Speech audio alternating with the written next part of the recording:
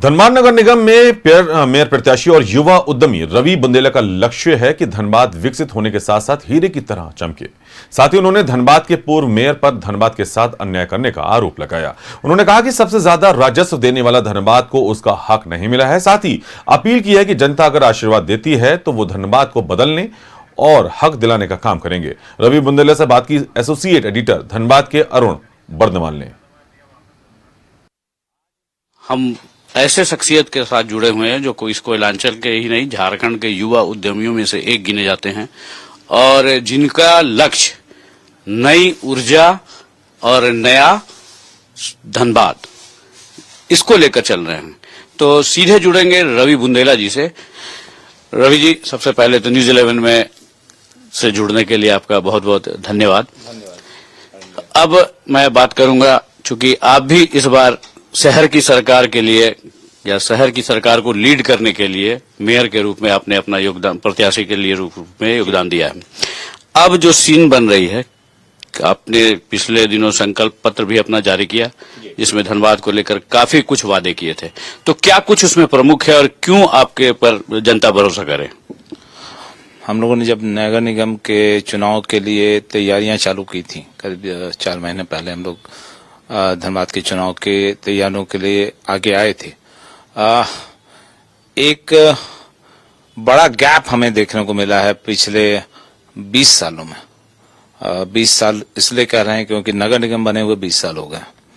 पहले कहने को धनबाद शहर है, धनबाद झारखंड का सबसे ज्यादा रेवेन्यू देने वाला शहर है।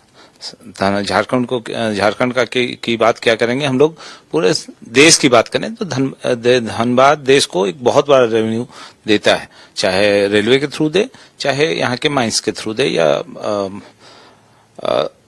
लेकिन जो गैप की बात मैं कर रहा हूं वो है कि धनबाद को क्या वाकई उसकी पहचान मिल पाई।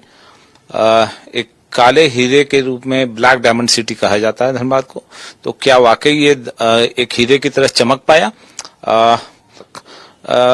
जो धनबाद आज से 20 साल पहले था, लगभग स्थिति कमोबेश आज भी वही है। तो क्या हमने कुछ पाया? मुझे नहीं लगता है कुछ भी पाया। तो ये एक बड़ा कारण था हमारा चुनाव में आने का, कि धनबाद को वाकई इसकी पहचान दिलानी होगी और ये बिना धनबाद के लोगों के साथ नहीं हो पाएगी। तो और उन सब की भागीदारी के साथ ही धनबाद आगे बढ़ पाएगा। कि हम लोगों ने बहुत वादे देखे हैं, हम लोगों ने बहुत सालों से धनबाद का रिप्रेजेंटेशन देखा है अलग अलग जगहों पे।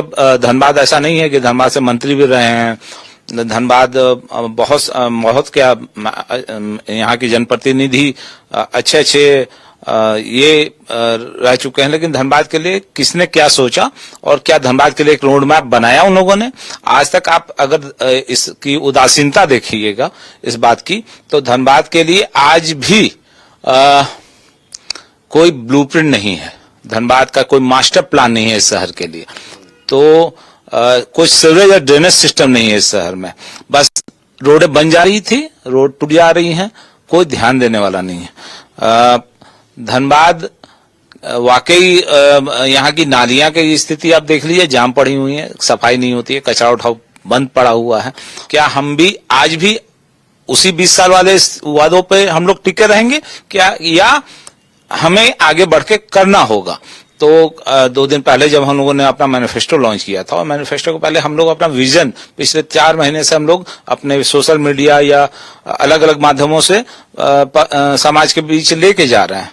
तो एक ब्लूप्रिंट तो तैयार करना होगा ना, हमें भी, आपको भी, सबको मिलके, कि धनबाद हमें सबसे, जब अगर हम रेवेन्यू सबसे ज्यादा देते हैं तो हमें हमारा हक भी चाहिए, उसका लाभ भी और उसका हक भी मिलना चाहिए। तो इस चुनाव में चूंकि बहुत से लोग हैं, पूर्व के मेयर ने भी कहा कि विकास का एजेंडा होगा उनके कार्यकाल में, धनबाद एक नए रूप में देखने को मिला, और इस बार भी जनता अगर उनको सपोर्ट करती है तो 2031 में और भी दूसरा डेवलपमेंट देखने को मिला। तो इससे कितना वाकिफ रहते हैं और आपकी क्या प्राथमिकताएं रहेगी? देखिए, जो भी जनप्रतिनिधि रहे हैं या जो मेयर्स रहे हैं, उन्होंने अपने कार्यकाल में क्या किया नहीं किया जनता के बीच में हो। जो पिछले मेयर हैं वो उन्होंने अपने गिनाए हैं या आगे करेंगे, जो भी है उनका अपनी सोच है, अपने स्ट्रैटेजी है, अपने तरीके से विकास की बात कर रहे हैं।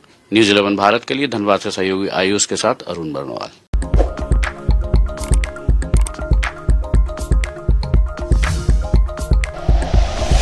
Like and share videos, subscribe करें हमारा चैनल और प्रेस करें बेल आइकॉन। न्यूज़ 11 भारत, सच है तो दिखेगा।